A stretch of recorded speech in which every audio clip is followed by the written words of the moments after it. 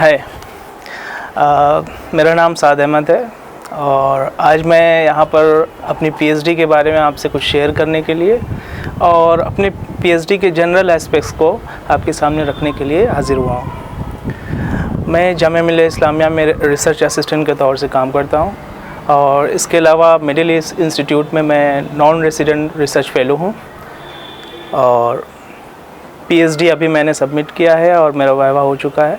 मेरी पीएचडी का टॉपिक इस वक्त मॉडर्न हिस्ट्री ऑफ आइडियाज़ जो हैं उसमें सबसे हसास, सबसे सेंसिटिव टॉपिक्स में से एक है। मेरा टाइटल है पीएचडी का डिस्कोर्सेस ऑफ सलफ़िज़्म एंड इज्तिहाद in the Arab world. News literature पे या फिर पॉपुलर मीडिया के ज़रिए से आप जानते हैं कि सलफ़िज़्म टेररिज़म का दूसरा नाम है। डिस्ट्रक्टिविज़म, टेररिज़म, वायलेंस और सोशल डिप्राइवेशन के नाम से सलफ़िज़्म जाना जाता है। तो इसकी बहुत ज़्यादा डीप अंडरस्टैंडिंग है, डीप हिस्ट्री है, ग्लोबल हिस्ट्री है। लेकिन उन सब को समझने से पहले हम अपने टाइटल पर थोड़ा सा आपको इंट्रोडक्शन दे दें कि सलफ़िज़्म बेसिकली कहा जाता है कि पायस एंसेस्टर्स, यानी वो नेक लोग, वो पूज्य लोग, वो लोग जिनके फुटप्रिंट्स को आप फॉलो अप करते हैं। तो इस्लाम में तीन जनरेशन ऐसी है, प्रॉफेट मोहम्मद से लेकर उनके कंपेनियंस, फिर उनके बाद उन जो जनरेशन आई उनकी तीन जनरेशन, उनको बोला जाता है सलफ़ सालेह, यानी most virtuous persons of the world in the history of Islam. और डिस्कोर्सेस आप जानते हैं, discourses is a very modern concept और डिस्कोर्सेस आप जनरली कह सकते हैं कि is an extension of the debate, यानी आप बहस कैसे आगे बढ़ाएं किसी भी मौजू पर, उसके लिए डिस्कोर्सेस हैं। डिस्कोर्सेस का नाम जेएनयू के अंदर जब भी आता है तो मिशेल फोको का नाम फ़ौरन दिमाग में आता है। और डिस्कोर्सेस मॉडर्न डिबेट्स, जितनी भी इंटेलेक्चुअल डिबेट्स हुई सबका एक क्रक्स कहीं ना कहीं से डिस्कोर्सेस से जुड़ा है। तो हम सिंपली जनरली आपको डिस्कोर्सेस ऐसे बता सकते हैं कि discourses extension of the debate है किसी भी चीज़ का। तो सलफ़िज़्म का बेसिकली ताल्लुक़ डिस्कोर्स से है, उतना ही है जितना उसके एग्जिस्टेंस है। सलफ़िज़्म कोई रैशनल, आप इंटेलेक्चुअल हिस्ट्री में, मॉडर्न इंटेलेक्चुअल या कंटेम्प्रेरी इंटेलेक्चुअल हिस्ट्री में आप देखेंगे तो आपको समझ में आएगा कि सलफ़िज़्म का कोई भी ताल्लुक़ रैशनैलिटी से, रीज़न से या फिर नॉर्मल बिहेवियर से नहीं है। आप मीडिया में जाएंगे तब भी यही चीज़ है। आप वेस्टर्न लिटरेचर को, जो भी ज़्यादातर वेस्टर्न लिटरेचर जो पॉलिसी मेकर्स हैं उनके ज़रिए से जो प्रोड्यूस हुए हैं, उनके अगर आप देखें तब भी आपको यही अंदाज़ा होगा कि Salafism is another name of irrational behaviour of Islam. तो ये बेसिक जो मेरे लिए जो सलफ़िज़्म के ताल्लुक़ से जो बेसिक डेटा है वो ये है कि Salafism is another name of irrational behaviour, illogical arguments of Islam, for the Islam, by the Islam. लेकिन जब मेरे सुपरवाइज़र प्रोफेसर इकर रामाकृष्णन हैं, उनके अंदर जब मैंने अपने काम शुरू करने की कोशिश की तो मुझे अंदाज़ा हुआ कि ये सब्जेक्ट ऐसा है कि इसके अंदर बहुत ज़्यादा कुछ नया करने को है। और इस चीज़ को समझने के लिए प्रोफेसर रामाकृष्णन के साथ मैंने 3 साल टाइम गुजारे और एक वर्ड भी लिखा नहीं। सिर्फ उनके पास जाता था, इंटरेक्शन होता था, वर्ल्ड नॉलेज पे, इंटेलेक्चुअल प्रोडक्शंस पे बात होती थी, इस्लामिक फ़िलासफ़ी पे, इस्लामिक हिस्ट्री पे और एपिस्टेमोलॉजी या फिर एपिस्टेमोलॉजिकल ओरिएंटेशन ऑफ इस्लाम कह सकते हैं, उस पर बात होती थी, घंटों बात होती थी। और उसके बाद हम वापस आ जाते थे। और जब भी हम कुछ लिख कर जाते थे तो हमारे सुपरवाइज़र सिंपली ये कहते थे कि ये नहीं चलेगा, ये नहीं चलेगा। तो फिर हम उस पर और ज़्यादा आर्ग्यूमेंट करते थे। तो मेरा टाइटल का तीसरा जो सबसे सेंसिटिव वर्ड है वो इज्तिहाद है। इज्तिहाद के लिटरल मीनिंग है कि एक्सर्शन टू डू समथिंग और attempt to use your reason, attempt to use your reason. और थियोलॉजिकल वर्ल्ड ऑफ इस्लाम में इज्तिहाद के माना है कि कुरान और हदीस दोनों बेसिक सोर्सेज ऑफ इस्लाम हैं, बेसिक टेक्स्ट ऑफ इस्लाम है, दोनों को यूज़ करते हुए आप कैसे रीज़न अप्लाई करते हैं। फॉर एग्ज़ाम्पल मॉडर्न वर्ल्ड में कैसे सर्वाइव करना है, कैसे कोऑर्डिनेट करना है और कैसे अपने आइडियाज़ को डेवलप करना है और कैसे एक कंस्ट्रक्टिव सोशल बिहेवियर आपको डेवलप करना है, उसको उस प्रोसेस को इज्तिहाद बोलते हैं। सिंपली जनरल लैंग्वेज में आप बोलें, इस्लाम में इज्तिहाद करने की पोजीशंस हैं, स्टेजेस हैं और डिफरेंट नॉर्म्स हैं। और उलमा यानी रिलीजियस स्कॉलर, उसके लिए इज्तिहाद करने के लिए उलमा आते हैं, वो अपनी आइडियाज़ को पेश करते हैं और उसके बाद उलमा की एक बहुत बड़ा ग्रुप होता है जो उन आइडियाज़ पर कंसेंसस करता है, या फिर जिसको इजमा कहते हैं थियोलॉजिकल टर्म में। तो ये प्रोसेस पूरा इज्तिहाद का होता है। तो 19वीं सेंचुरी की शुरुआत होते ही पूरी दुनिया में, आप हिस्ट्री का कोई भी स्टूडेंट इस बात से वाकिफ़ होगा कि पूरी दुनिया में एक सडन चेंज आता है। स्ट्रक्चरल चेंजेस एक तरफ से होते हैं, मेटाफिज़िकल चेंजेस होते हैं। इस्लाम का जो मेटाफिज़िकल वर्ल्ड व्यू है वो लोगों को समझ में नहीं आता है। लोग कहते हैं कि नहीं, वेस्ट का जो इमेजिनेशन ऑफ द वर्ल्ड है वो ज़्यादा ठीक है और secular imagination of the world है वो ज़्यादा ठीक है। स्टेट को चलाने के लिए secular imagination is very original. खिलाफत का जो पूरा कॉन्सेप्ट था, ओटोमान कैलिफेट था 19वीं सेंचुरी में, वो 20वीं सेंचुरी में उसका पूरा डिक्लाइन होता है। ये पूरे सिस्टम है, मतलब एक तरफ पूरा डिक्लाइन है मुस्लिम इंटेलेक्चुअल वर्ल्ड का, दूसरी तरफ पूरा इमर्जेंस है यूरोपियन इंटेलेक्चुअल वर्ल्ड का। तो इस कॉन्टेक्स्ट में मुस्लिम इंटेलेक्चुअल वर्ल्ड में जो रिलीजियस रिप्रेजेंटेटिव है, उन्होंने बहुत ज़्यादा आर्ग्यूमेंट चीज़ों को लेकर किया। Interpretation of the Quranic text के लिए बहुत ज़्यादा आर्ग्यूमेंट किया। हदीस को नए तरीके से फिर से पढ़ने के लिए जोर दिया। री थिंकिंग का प्रोसेस पूरा डेवलप हुआ मुस्लिम वर्ल्ड में। उस री थिंकिंग के प्रोसेस में आपको 3 नाम तो आप में से कोई भी इंटेलेक्चुअल हिस्ट्री का, मॉडर्न इंटेलेक्चुअल हिस्ट्री का बोल नहीं सकता।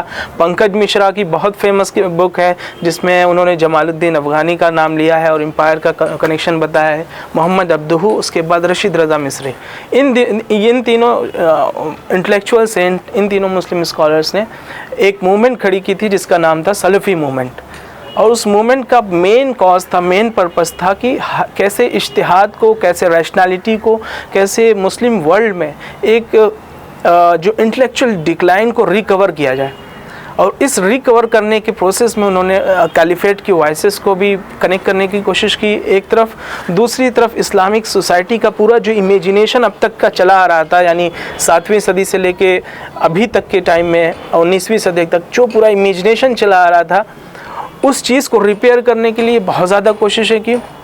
और ये रिपेयर के प्रोसेस में उन्होंने जो सबसे ज़्यादा इम्पॉर्टेंट चीज़ थी वो थी एक्सेस ऑफ द टेक्स्ट। कैसे वो कुरानिक टेक्स्ट को छूते हैं, कैसे अटैच करते हैं और कैसे उसको डिस्कोर्स में लाते हैं, कैसे उसको डिबेट में लाते हैं। तो इन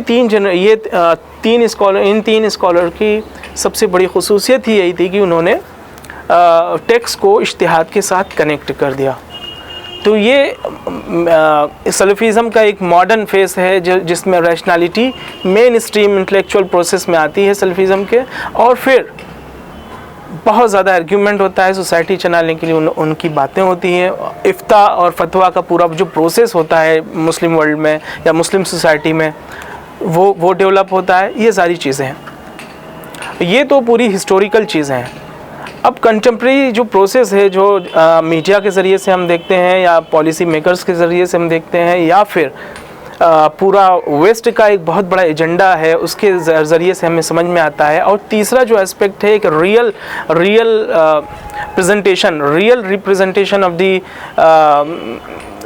प्रोसेस ऑफ सलफ़िज़म जो मॉडर्न वर्ल्ड में उभर के आया है। For example the jihad industry या वायलेंस इंडस्ट्री या टेररिज्म इंडस्ट्री, जिसके नतीजे में पूरा सिक्योरिटी मार्केट डेवलप हुआ है, उसके प्रोसेस में आप देखें तो पूरा जिहाद इंडस्ट्री और सिक्योरिटाइजेशन ऑफ द स्टेट या सिक्योरिटाइजेशन ऑफ द सोसाइटी या इस तरह के बहुत ज़्यादा थीम्स और सब्जेक्ट्स हैं जो डेवलप हुए हैं। उसके पीछे उस बहुत बड़ा रोल ये बताया जाता है। बहुत बड़े बड़े स्कॉलर हैं, रॉयल मिजर हैं और इस तरह के बहुत बड़े बड़े स्कॉलर हैं जिन्होंने इस एस्पेक्ट पे काम किया है और बताया कि कैसे फंड एक तरफ तो सऊदी अरबिया है जिसकी फंडिंग को ब्लेम किया जाता है कि सलफ़िज़म के इमरजेंस में, सलफ़िज़म के वायलेंट फेस ऑफ द सलफ़िज़म के इमरजेंस में रोल उनका है। और दूसरी तरफ आप टेक्सुअल डिटर्मिनिज्म की बात है कि text will determine your future, text will determine your destiny, ये वाली चीज़ है। For example Osama bin Laden है, अनवर अल-अवलाकी हैं, अलकायदा के मेम्बरान हैं, और रिसेंटली दाइश है, जिस ISIS है जो इराक़ में अभी भी उसका इमरजेंस एग्जिस्टेंस है। तो ये इन सब के इंटेलेक्चुअल बैकअप में भी सलफ़िज़म कहीं ना कहीं से कारआमद रहा है, कहीं ना कहीं से रोल अदा करता रहा है। तो ये एक ब्लेम है या एक क्लेम है लोगों का, एक तरह के स्कॉलर्स जो वेस्ट में पैदा हुए उनका ये क्लेम है कि इन सब की इंटेलेक्चुअल फॉर्मेशन में सलफ़िज़म का बहुत बड़ा रोल रहा है। और इसके बहुत पीछे, जिसको जैसे बोला जाता है कि फादर ऑफ द मॉडर्न जिहाद इज़ सैयद कुतुब, फिर उनका इंटेलेक्चुअल क्लेम क्या है, वो उनका सलफ़िज़म से क्या रिश्ता है, क्या नाता है, इन सारे आइडियाज़ और एस्पेक्ट पे वेस्टर्न स्कॉलर्स के बहुत ही क्लियर अंडरस्टैंडिंग है कि इस्लाम और textual access of the Quran and Sunna, जिसको literal access of the Quran and Sunna कहा जाता है, that is at first stand responsible for creating a very disturbing society।